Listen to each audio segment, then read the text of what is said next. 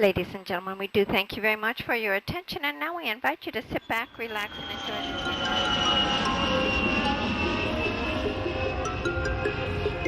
the Welcome to the Top Travel Destinations. I'm your host, Kevin Flanagan, here to use my 20 years of experience as a top travel writer with the Sunday Independent to show you where to stay, eat, shop and explore when you visit the world's top travel destinations. So sit back and enjoy our journey together.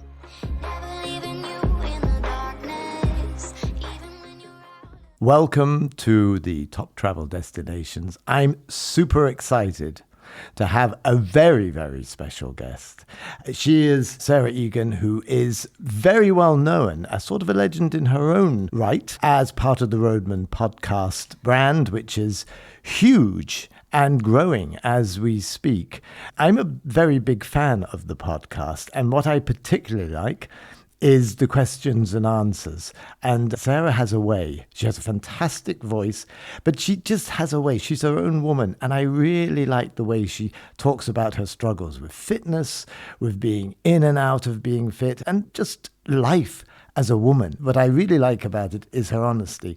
And I really can't wait. She's picked 3 destinations for us today. And I'm going to hand over to her and let her take us on a journey down her own precious memory lane.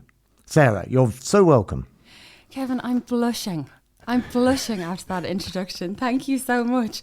Yeah, some people say famous. I think I've been called infamous maybe sometimes, but no, thank you for that. Yeah, the podcast is going fantastic, but I'm delighted to be here with you today to have a chat about a couple of my favourite places to go and why, and all of those kind of warm, fuzzy feelings I get from these spots every time I go. So let's dive straight in. What's your first pick and why? Okay, so this, people might roll their eyes and kind of think, oh, really? London? But London for a girls' holiday for me is absolutely perfect. Now, I'll let you in on a little bit of a secret. I'm a follower, not a leader. So thankfully in my group of girlfriends, there's about 8 of us and about 2 or 3 of them are kind of leaders. They will pick what to do. They will tell me exactly what time to show up at the airport, which I absolutely love. So I just go and I follow, and I'm just a yes woman when I get to these places. And the reason that myself and my friends love going back to London, well, there's a million, but a lot of my friends have kids. So we don't want to go somewhere where the flight is like 2-3 hours. We want to get there and start relaxing almost immediately. And we don't want to go somewhere where you land in an airport and then you have a big transfer time to get to where you're actually going. So it's really important for us, if we're going away together, that we get there quick and we get into holiday mood almost straight away. And we know London has something for absolutely everybody. Did you know that almost 17 million visitors visit London every single year? And I really am not surprised at it. Some people think it's a dirty old town, but I absolutely love it. Now, for me, I go because of the shopping. 2 times a year I go and I absolutely splurge. You can go to Oxford Street, but you're going to find the exact same stores that you have here in Dublin or in Cork and Galway or whatever city is closest to you. And of course, go and check out Harrods if you want to see how the other half lives.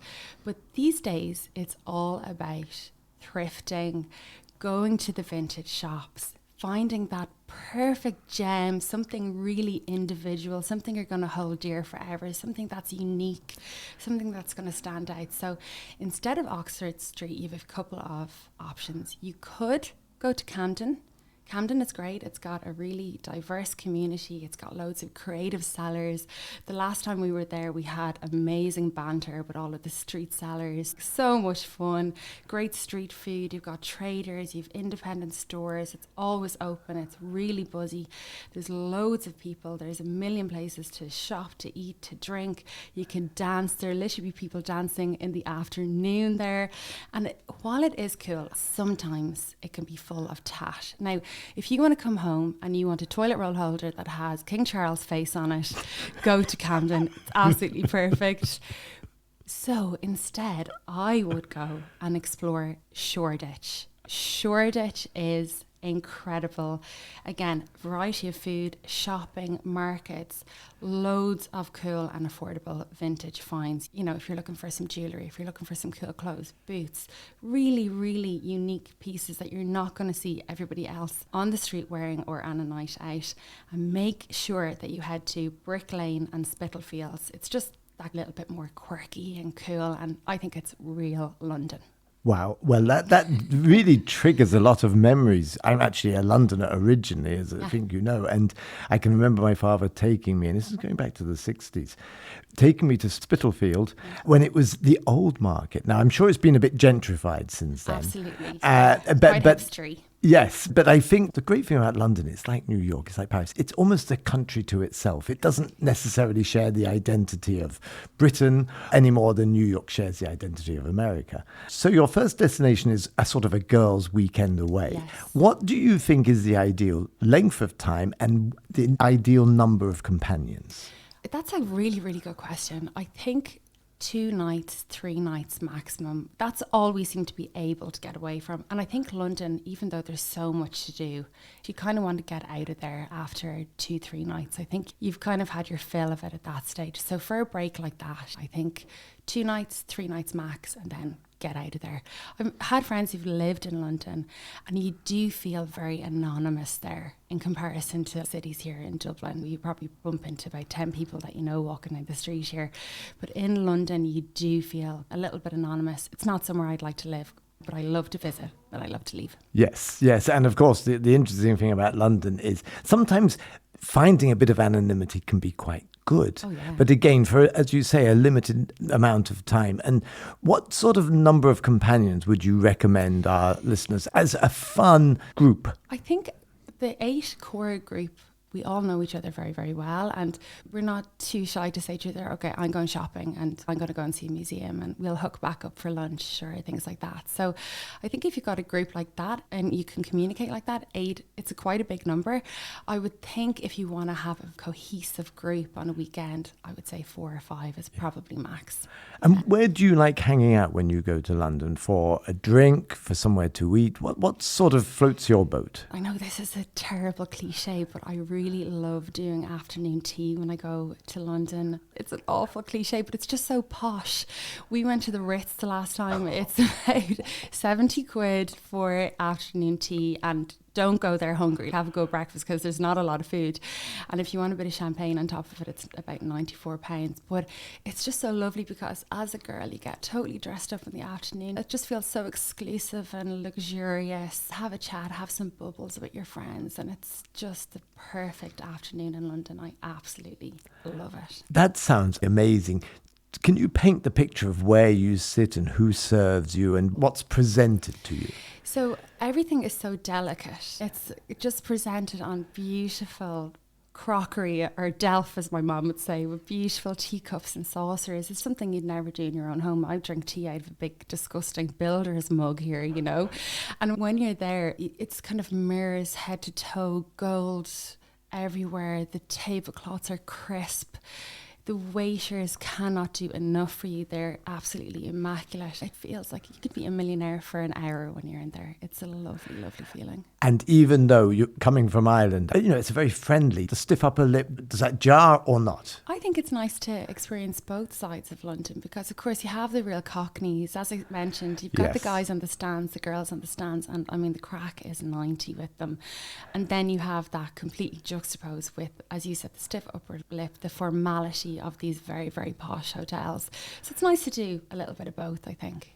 How do you navigate a city the size of London? Because Spitalfield's a little way out. So what's your default method of getting around? So this is where I do tend to get a little bit bossy with the girls. As I said, I'm a little bit more laid back. I'm not a huge fan of the tube. It's absolutely perfect. The weather is bad, but sitting in a tube is not my idea of a good time.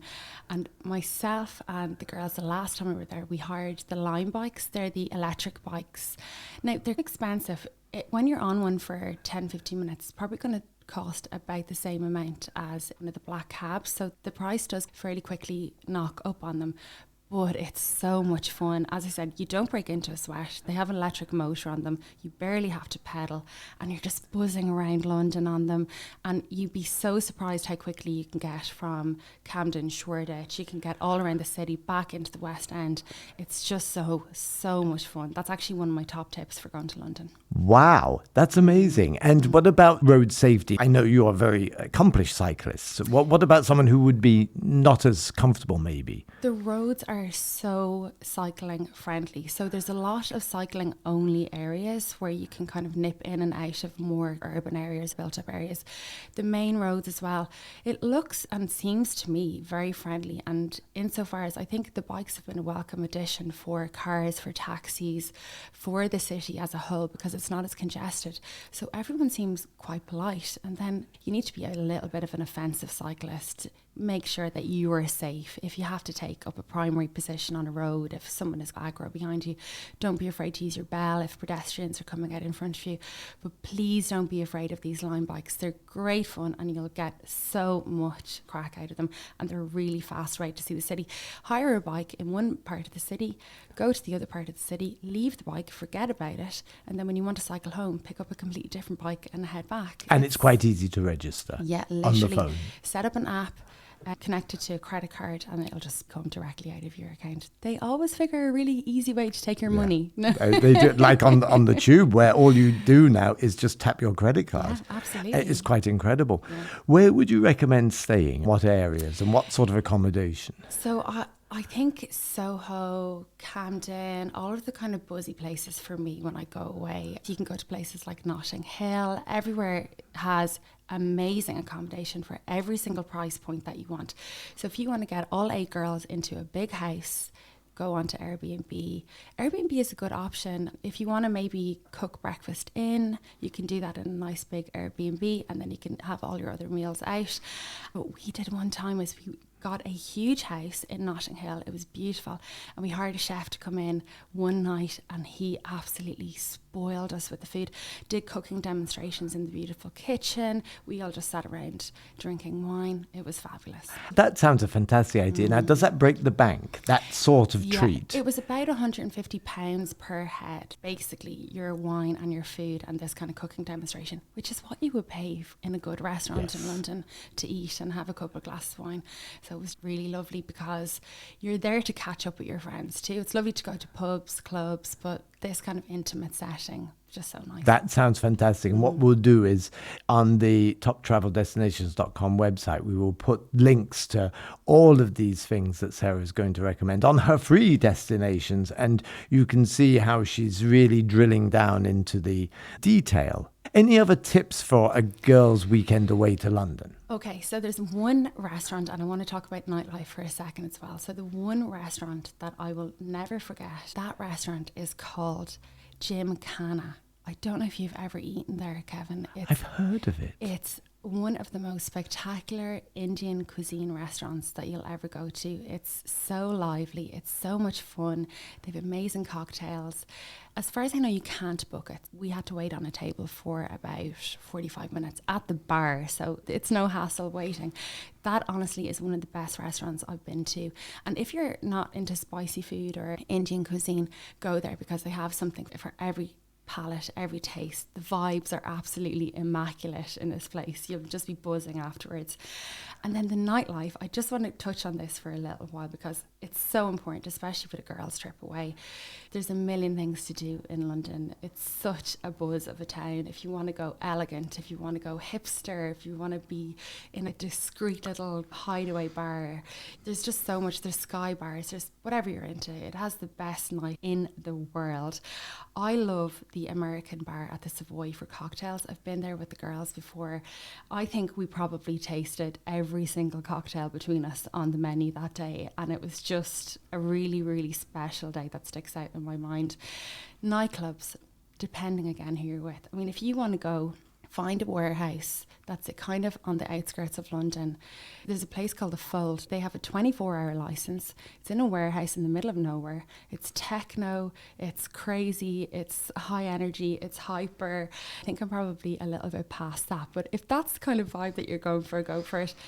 But I think for a girls' night out in London, you cannot beat a drag bar. A drag bar in London is probably the best fun you are going to have. There's entertainment, it gets rowdy, it's just absolutely hilarious. And in fact, instead of going to see a show, the last time we went to the West End, we went to see the Book of Mormon, which was fantastic. But you're just sitting there. You can't interact with your friend. If you're talking, you're getting shushed. You can't go and get drinks until the break. Go and see a drag show because they're so much fun. It really would be one of the big things that I would recommend. The most famous ones in London are the Glory, Admiral Duncan, or the Royal Vauxhall Tavern. And if you go to any of those three places, you are going to be laughing about it for the next 10 years. Wow, that is a fantastic recommendation. You really whetted my appetite, and I'm not even a girl. This is really fantastic. Anything else before we move on to your next destination? Yeah, for London, it's really important that you book everything in advance, even your cocktail bar, the Ritz, if you want to go and see any museum or anything like that. And the drag show as well? And the drag show. Okay. Book everything in advance, because a couple of nights we've gone out in London, we haven't been organised, and we've ended up queuing forever only to get to the top of the queue, and then they want extortionate amount of money to book a full table with bottle service. So you can avoid all of that by just booking your clubs, your restaurants, your events in advance. Bring your ID out with you every single night, even if you're in your 40s, even if you're in your 50s and you're like, there's no way I look under 18 or 21. You will get ID'd absolutely everywhere, no matter what age you are, and they will not let you in. It's something to do with insurance purposes unless you have your ID. So that can ruin a night really, really quickly if one of you doesn't have your ID. Yeah. Before we leave London, the best memory you have of your girls away? The best memory is just a simple thing. It's being on the bikes and cycling around London and taking it all in. And the other thing that I love is, again, doesn't cost anything, sitting and people watching with your friends. You're looking over at a couple across the table and you're thinking, are they on a first date? And you're having a bit of a laugh around that. Just those simple moments in London, and just the colour, the people and the vibrancy of the city. Yeah, when you sit, enjoy it, or you're buzzing around in a bike, you can really soak all that in. Great. That's absolutely brilliant, Sarah. So let's take a deep breath and let's see what is your next destination and under what sort of category. Okay, so my next destination is a romantic break with your loved one. Although I absolutely have such a special place in my heart for Paris and all of the cities that you would go to and think love and romance, wine, champagne, one of the most romantic places I've ever been in my life has been to Iceland. Now, myself and Anthony are quite active, and we like cycling, hiking, walking. This is such a perfect place to go. And let me tell you, even if you're not into an active lifestyle, you will still love Iceland. First of all, you've got the Northern Lights. Now, you need to be careful because you can really only catch the Northern Lights between October and March. It's definitely worth going during that period of time. Now, don't worry if you can't go and catch the lights. There's loads of other things to do. But all I can say is the majesty of the Aurora Borealis. It just makes you feel so small as a human. Everything is so beautiful, and Iceland is so untouched. There's only 200,000 people on the entire island of Iceland, and what really will strike you when you're over there is that you won't see anybody. So it's very romantic. You get to spend so much time together.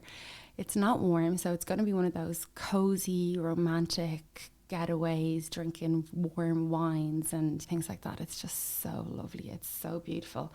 Now, if you don't get to go in those months, you still have the stunning midnight sun. That's what happens in the summer months. So it's bright all of the time. Now, when I say bright, I've been there in this period of the year as well. It's like a low grade lightness, like a grey winter night that we would get. Grey winter 2 p.m, 3 p.m. that you get in Ireland, but it's like that for 24 hours. So it's not super bright, it's not super dark, but yeah, it's lovely. It's very, very cozy. Yeah, it's just has super memories for me. You've got so much romantic scenery. We did a guided 4x4 into the Highlands. can go and check out the craters. We did a private tour. You can obviously go with groups, not as romantic. And then there's a thing called the Golden Circle where they have all amazing waterfalls, craters, hikes. The flora and the fauna over there is incredible. It's just so beautiful. There's loads of national parks. We did this late night adventure. We had on head torches through this national park. You've got the Aurora Borealis over you, and it's cold and snuggly, and it's just so beautiful. Then you go back to your hotel, you're in front of a fire, you're having a hot whiskey. Oh, all the feels, all the feels. That's brilliant. Did you see the fault line where the two crusts meet? Yeah, the first time we went, we only got to go in the western side of the island. And then the second time we went the other side, which is the glacier side. But no matter which side you're on, you can find the fault line because of the way it runs. And it's incredible. I mean, you're just looking down into the abyss and you're like, wow, this is so powerful. Yeah, and literally the ground is moving under your feet. But there is a strange energy when you see these two huge continental plates grinding past each other. And then you have the geysers, I'm sure you saw them as well, which are extraordinary. What about the drinking culture there? So I'm not a huge drinker anymore. I don't owe any of the pubs any money. I take it a little bit easier, a bit handier these days. And Anthony's not a huge boozer either. But of course, we were in Reykjavik for one day. And I think if you're on the active side, you want to go and see the island. Reykjavik is absolutely beautiful. It's really cool. I mean, the way the whole thing is lined out, it's just really gorgeous, isn't it? And the pubs, the restaurants, the bars are all and the lovely coffee there. shops. The coffee shops, the chocolate shops, Yeah. some really quirky little stores if you're looking for some items of clothing that you won't find anywhere else in the world, some beautiful knitwear. So yeah, Reykjavik was great. We did a little bit of partying there. I think it's a pretty boisterous town because I know a lot of people will go to Reykjavik and they won't go and see any other parts of the island at all, which I think is a shame because it's so beautiful. But yeah, it's definitely a big party town. They can certainly put it up to us Irish. The fact that it is light all the time for 6 months of the year, this has an effect because they will drink most people under the table. If you're into a real party culture, I've never seen anything as raucous, and that can be good. You don't have to do that. You will certainly see something that's quite different. Yeah, on another level. I think you're right. I think it is into their mentality, this brightness or something. Yeah, and then 6 6 months of the year, it's completely dark. dark. And it's such a small population. Did you do the floating bath? We Mineral. We did the lagoon. Yeah. Yes. Oh my God, the lagoon.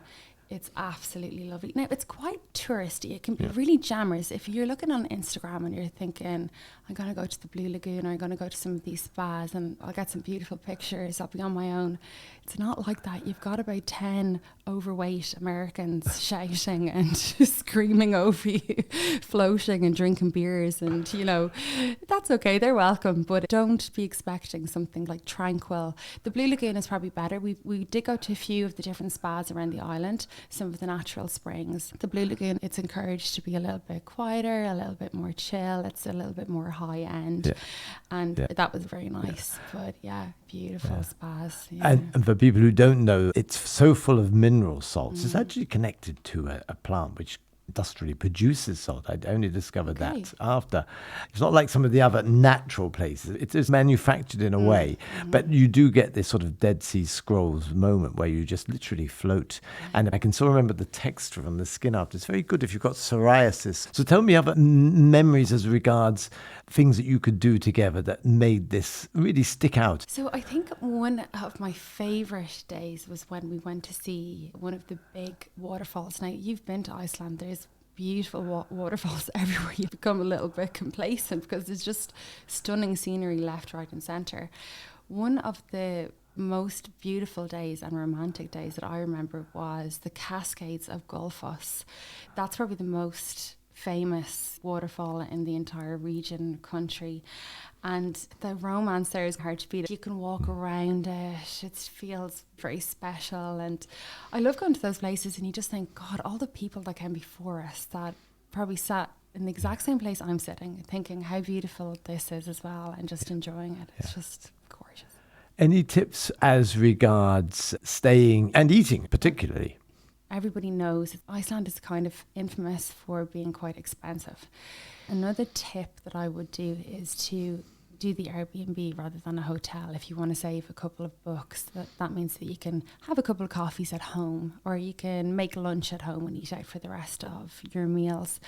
Reykjavik was amazing. The food was incredible. I don't have an example of a particular restaurant there, but if you just stroll around, all of the food is really high quality. I mean, we didn't eat in one single bad restaurant. What we did was we hired a camper van. Now, I think that a car really is a must when you go to Iceland. Of course, there's day trips out from Reykjavik. You're on a bus with a load of other people, which is totally fine if you're happy to do that. But for a romantic break, if one of you drives or you drive, definitely get a car. You can really make the holiday your own. But we did the camper van. We got it for 5 days, and we, at our leisure, roamed around the country. The campsites are all immaculate. I've done a lot of camping, a lot of campsites, a lot of camper van in my life, and the campsites are stunning, and they're always set in the most beautiful spots. I mean, you'll wake up and you're just in awe. So that is my other tip for Iceland, is get the camper van. You might think, I'll kill my partner in a camper van, but you won't, because you're on holiday. It's just so chilled out and so lovely and so relaxed. The other thing I will say, wrap up. I don't know when you were there, Kevin, but we were there in July and it was like 11 degrees, 12 degrees. So make sure you're ready for the weather. I went there. It was a press event, and it was chefs from all around the world were invited. This was 2008, I think, before the big crash in Iceland, because Iceland was on this trajectory to huge wealth, and then it crashed, disappeared down a hole. And we went there just before the crash, and the amount of great chefs that had been brought in, the range of food. Of course, it's based around seafood and seaweed, and it's just incredible if you're into that. Their native food is amazing, but we were staying at a 5-star hotel. Oh, Yoko Lennon was there. John Lennon's wife. No.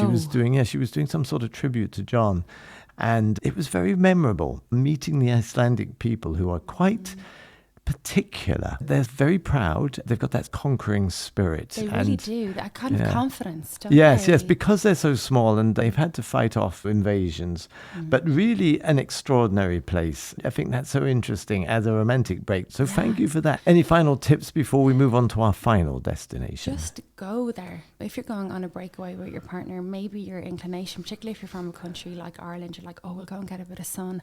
But please go to Iceland. You won't be disappointed at all. You're going to make amazing memories over there. Yes, I agree with that, and I can still think of the geysers in the ground, these amazing explosions of water. It's actually growing as an island as we speak. Yeah, there was a volcanic eruption back in May, because we were supposed to head over in July, and we're thinking, oh, we won't get over now because this eruption has happened. We don't know if it's close to where we're supposed to be going. Everything was fine. Flights were going in and out of Iceland. There was no hassle there at all. But yeah, they do have these volcanic eruptions. It's not like super rare. It's not dormant or anything. Maybe that also adds to this on the edge feeling among the inhabitants. It's very opposite to the Mediterranean vibe. There's a sort of an edginess, which is... It feels like at any point a dinosaur could come from around the corner or something. It's so rugged and sparse really with people. You know? And of course, for anybody who's interested in chess, it was fantastic to go and see the place where Boris Spassky and Bobby Fischer had possibly the most famous legendary chess match ever played. So that was in Reykjavik? That was in Reykjavik. And he's buried, Bobby Fischer, this tormented, incredible genius. Okay. He's buried there as well. He was the only place given refuge when the Americans wanted to bring him back in and incarcerate him. They offered him sanctuary because in 1972, at the height of the Cold War, they had this match between the Soviets, who had ruled the chess world forever, and this lone American genius who smashed them and took the crown and then went mad. It's like a fairy tale nightmare. Yes, it was fitting in a way that Bobby Fischer ended up in Reykjavik, Iceland. Yeah, amazing. Wow. Your final destination? Okay, so my final destination, I absolutely love going away with my mum and my sister. And people who listen to my podcast will know that I talk about my mum, Nora, all of the time. We're very close. She works as a gardener for a big estate in Kildare. And she is an inspiration to me. So I love hanging out with her. I love going away with her, spending time with her. And she is so much fun. She's a real divil. She has a real glint in her eye, and my sister is the exact same. So when the three of us get together, we have an absolute ball.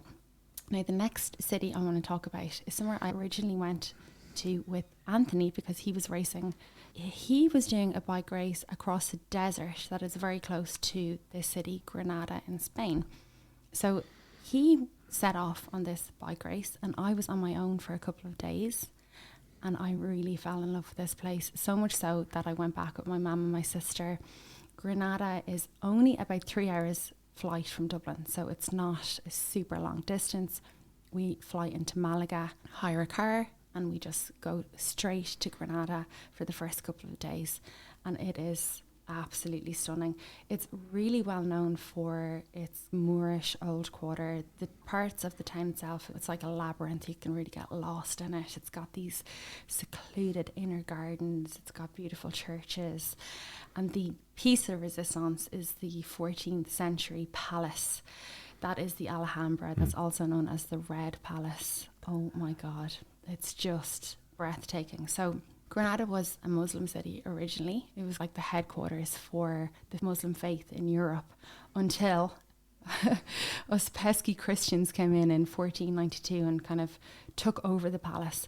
Now, we did a tour there, and I was asking the tour guide, why did they not come in and smash the place down? They destroyed a lot of the architecture and art from older nations, but Alhambra was deemed too beautiful to destroy, and the Christians then took it over and kept adding to it and enjoying it and taking care of it. Have you been? No, I haven't. It's on my list. I've been to so many places in that region. Where would international guests fly into? I think Malaga is probably the best airport to get to because you're only about a 40-minute drive then from Granada. Yeah. Okay, and Malaga's served around the world. Everywhere, yeah. So, it's an international wherever airport. you live.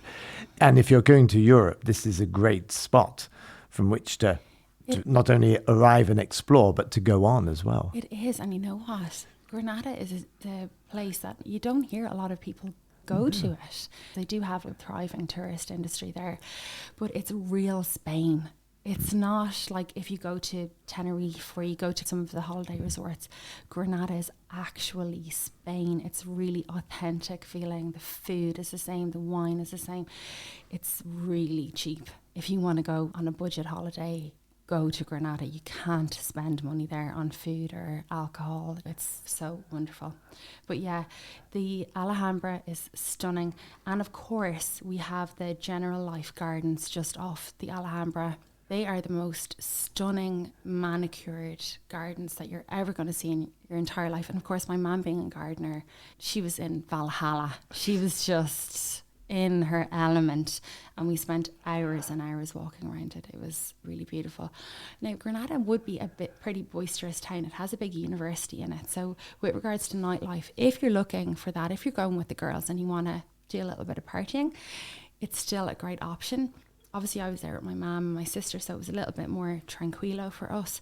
But if you do want a little bit more fun, there's loads to do there as well. You don't just have to go and see museums and take leisurely walks around the town, but it's absolutely stunning. Where did you stay and what were your go-to coffee shops, restaurants, bars? So again, we stayed in a hotel. We moved out from Granada to Sierra Nevada after a couple of days. I'll go into that in a few minutes.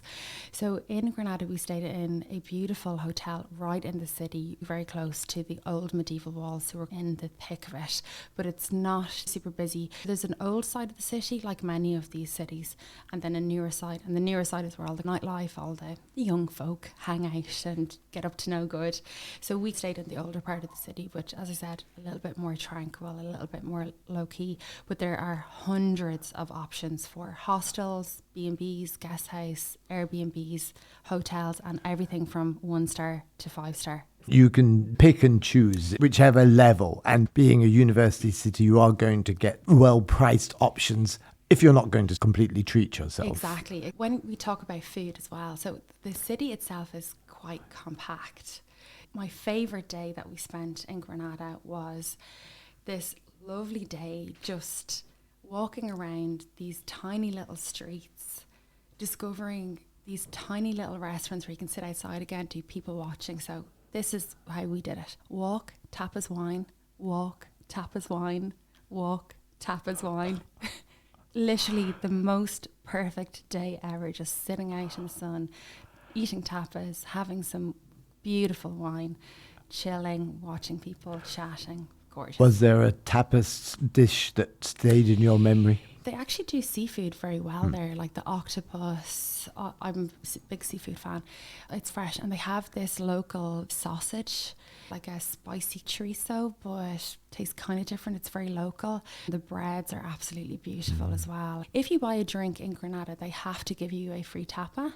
So they'll bring you out tapas. Even if you don't order something, they'll bring you something small, even if it's just bread with some olives. But then you will go to some places, order a glass of wine, and they'll bring you out the most extravagant free tapas. So it's beautiful. Wow. I absolutely loved it. And your mother, what was her abiding memory of the experience for her? And would you go back? Oh, yeah. We go back. I would go back over and over again to Granada. I wish that everyone could go there and see how absolutely stunning the place is. So we did something really touristy when my mum was there, and I know it's a little bit twee and it may be not the cool thing to do, but we went to see a flamenco dancing night in one of the bars. And this is like the equivalent of the tourists come here and they go and see the Irish dancing, and we're like, oh God, they put the sawdust on the floor and they're kicking up a storm. And it was like that. It was a little bit tacky. It was beautifully done. The dresses, the ladies were absolutely stunning. The It's dancing, a very impressive form of my dance. God, it's And so with the beautiful. guitarist as Yes, well. very, very high And scale. very stylist. Yeah, beautiful. And so passionate. Yes. So Yes. passionate. And they really tell a story. It's like going to the theatre when you see it. It's absolutely gorgeous. So I think for us, that was probably a highlight, just because it was just so stunning. We were having a couple of drinks, we were having a laugh. And I think that for my mum, I know she absolutely loved that. Any other events around Granada that you could go and explore? So Granada gets extremely warm. You're inland a bit, and the heat in the city can get overwhelming at times. So I will say pick your time to go during the year. I'm pretty sure we went in June, so it was extremely warm. It can be quite fatiguing, and the three of us bought those little handheld fans for when we were doing all the walking around. And just before we leave Alhambra, because we did move out of the city for a couple of days, you must book your guided tour in the Alhambra or the gardens. They have a pretty small quota of people that they actually let into the palace. So when you're booking your flights, I would tell you to book your guided tour of the Alhambra Palace. Book it that far out in advance, because you won't be allowed in. You can't just go in and wander around. If you want to have a little bit of splurge, if you're like me, you're big into history, treat yourself to a private tour, because it's just completely next level, and the amount of detail and tidbits that you get as you're walking around from the guide, it's just unparalleled. What Absolutely sort of gorgeous. length of time? And are you on your feet a lot? Yeah, you are on your feet a lot. So the tour itself takes about 3 hours, and then you could spend another 3 hours in the garden if you wanted to. It does take a lot of time. I will say as well that when you're walking around the city, it's an old city, a lot of hills. Even to get up to the palace itself, there's a big steep hill that you have to walk up. They do shuttle buses from the base up, but just bear that in mind if you're not super mobile, that the city is a little bit tricky on foot. How was the shopping experience? You don't see the H&Ms, you're not seeing Zara, you're just seeing lovely boutique places that you're going to get something original, a little bit better quality. It's not fast fashion, really stunning clothes there. And of course, then you can shop for the local food and wine Yeah. and bring some of that back, Oh, because absolutely. it's worth treating yourself to that fantastic Something olive nice. oil and some of those incredible cured meats, and then the wines as well. The prices are very good there, They're even so for good. excellent wines. The Oh, excellent and stunning wines, really, really gorgeous. I know my mum brought home a couple of bottles, but didn't last long. She won't mind me telling you. But we had to get out of the city then because, as I said, the heat gets very stifling. It's very clawing. So we had the hire car. We went to Sierra Nevada. Now, I had been to the Sierra Nevada National Park previously with Anthony. We had cycled around.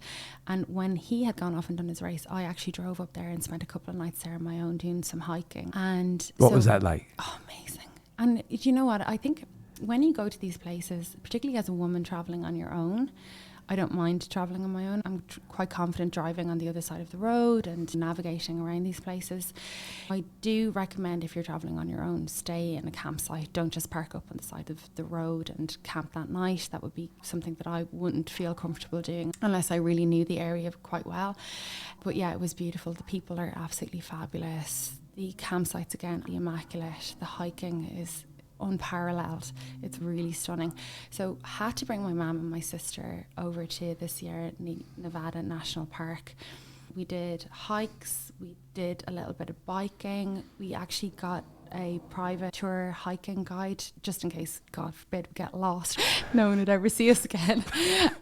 So we took a guide with us. Now, you don't have to do that, but we just said we'll take the mental load off ourselves and follow somebody. So we stayed in the most beautiful hotel in Sierra Nevada called El Lodge. Now, in Sierra Nevada, it's very warm in Granada, but when you get to Sierra Nevada, you will see snow on the top of the mountains. So you've got the two different types of holiday. In the winter, Sierra Nevada is a very famous skiing resort. There's a lot of beautiful ski places, chalets, and we stayed in this beautiful place called El Lodge. Really beautiful location, stunning scenery. It's like a mountain hotel, very small, only like 20 rooms. We had a hot tub, a swimming pool, sauna. Wow. And we went wild and we had every single treatment under the sun. I was so exfoliated. I think I lost about 7 layers of skin after that holiday. So it was absolutely perfect way to get out of the heat, go get a bit of pampering. And then we unfortunately had to drive back to Malaga, hop on a plane and come back to Dublin. That was probably the most standout girls' holiday I've had with my mum and my sister because it was so varied. We did so much, but we chilled out. Do the Alhambra Granada first before going into the Sierra and having your spa treatment. It's the best way to do because you will get very jaded from the heat. That'd be my preference for sure. Any other tips on Granada or that area or anything else you want to share?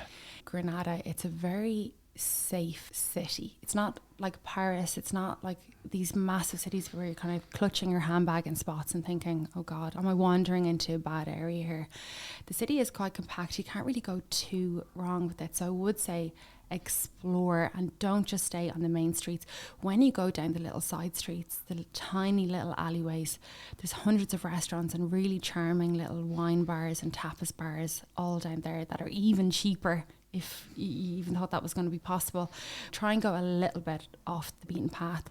They're also quite famous for their tiling work. You will pick up some beautiful pieces of art. There's still some very big, strong influences from the Islam faith. So you'll see that everywhere and that's really nice. And don't be afraid to ask questions. I went into a store at one point. There was this beautiful piece of Islam scripture written on a piece of wood. And I was like, would that be offensive for me to buy and to have in my home because the message was so beautiful? Oh my God, the girl was so delighted that I even asked. She was telling me all about it. So interact with people everywhere and you'll learn something. And is the Muslim community vibrant there as well? It is still very vibrant, yeah. Everyone just lives in harmony together. It's really beautiful. You can actually get a ferry over to Morocco.